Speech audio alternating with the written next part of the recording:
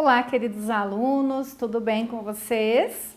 Eu sou a professora Sirlene, sejam todos muito bem-vindos à nossa aula de número 129 de língua portuguesa para o 7º ano. E na aula de hoje nós vamos estudar, o uso do hífen no processo de formação de palavras por composição. E como objetivos nós temos rever, inicialmente o conceito de formação de palavras por composição e depois reconhecer o uso do hífen nas palavras formadas por composição. Peguem lá o caderno de vocês, pessoal, abram na matéria de português, lápis, caneta, borracha na mão, para vocês irem anotando, tranquilo? Então vamos lá. Então lá na aula 128, nós já estudamos que o processo de composição ocorre sempre que eu crio uma nova palavra unindo dois ou mais termos simples, aquelas palavras que têm só um radical e que quando elas estão separadas, elas têm significados independentes. Nós aprendemos também que a composição ela pode ser de duas maneiras, por justaposição e por aglutinação. As palavras formadas por justaposição são aquelas que eu uno as duas ou mais palavras que eram separadas sem modificação, nem modificação sonora, de som, de pronúncia e muito menos modificação ortográfica, de escrita. E como exemplos, a prof trouxe a palavrinha, quarta-feira, guarda-chuva e fim de semana, Quarta é uma palavra que tem significado próprio, independente, quando está separada.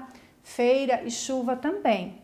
Fim é uma palavra independente, que tem significado próprio, quando está sozinho.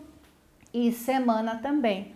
Quando eu juntei a palavra fim e a palavra semana e incluí o de, para unir esses elementos e formei o termo fim de semana, não teve mudança nem na palavra fim e nem na palavra semana. Então eu digo que aqui eu tenho um processo de formação desta palavra chamado de composição por justaposição. Já a composição por aglutinação ocorre quando eu pego dois termos, duas palavras primitivas que têm significado independente, junto elas, mas nesse processo de união para formar um novo elemento, uma nova palavra com um novo significado, vai ter mudanças, ou no som ou na escrita da palavra, na ortografia dela, como foi o caso da palavra planalto e da palavra pernalta, Para formar a palavra planalto, o que eu usei? A palavra plano mais alto. Vejo que sofreu mudança, na palavra nova. Não ficou igualzinho esses dois elementos só unidos, como aconteceu aqui na quarta-feira. A palavra pernalta, mesma coisa. Eu peguei a palavra perna mais alta, juntei, e formei um novo termo. Mas essas palavras primitivas, elas não ficaram iguais, elas sofreram mudanças. Então, eu tenho o processo de formação por aglutinação. E vejam que, às vezes eu tenho hífen como quarta-feira e guarda-chuva, e às vezes eu não tenho como em fim de semana. E é isso que nós precisamos compreender. Quando é que nós precisamos usar hífen nas palavras formadas por composição e quando não precisa, beleza? Então, vamos lá. Então, de acordo com as normas da ortografia da língua portuguesa, nós devemos usar o hífen nas palavras compostas por justaposição, sem elemento de ligação. Então, olha só, voltando aqui nas palavras. Quarta-feira, guarda-chuva e fim de semana. Todas as três palavras são formadas por justaposição. Tem alguma delas que tem elemento de ligação? Tem. Qual? A palavra fim de semana. Olha o de aqui que é o elemento de ligação. Então, o que diz a regra? Que eu preciso usar o hífen nas palavras formadas por justaposição que não tem elemento de ligação. Ou seja, naquelas que foram usadas que antes separadas tinham um significado próprio. E aqui eu coloquei mais alguns exemplos. Sexta-feira, arco-íris, decreto-lei, ano-luz, guarda-chuva. Vejam que nenhuma delas tem elemento de ligação. As duas palavras que estão formando essa nova palavra têm significado próprio. Ó, arco tem significado próprio, íris tem significado próprio, decreto tem significado próprio, lei também tem. Agora a palavrinha de tem significado próprio aqui no fim de semana? Não, ele é um elemento de ligação. Entendido? Então, se a palavra é formada por justaposição e não tem elemento de ligação, vai hífen. Se tiver elemento de ligação, tira o hífen. Olhem só. Fim de semana, dia a dia, sala de jantar, cão de guarda, cor de vinho, café com leite. Todos esses termos são formados por justaposição e tem elemento de ligação. Onde está o elemento de ligação nessas palavras? De, a, ó, de novamente, com. Então, eu não preciso usar o hífen, ok, pessoal? Bem fácil, né? Eu vou analisar ali a palavra. Se ela for formada por justaposição e não tiver elemento de ligação, as duas ou três palavras que juntam-se para formar um novo termo tiverem sentido próprio, vai hífen. Caso tenha elemento de ligação, tira o hífen. Mas, como diz o ditado, né, que a alegria de pobre dura pouco e que toda regra tem exceção. Toda regra tem exceção, gente. Nós temos exceções, sim, para essa regrinha, tá? O que é uma exceção? A palavra que foge dessa regra, que faz diferente.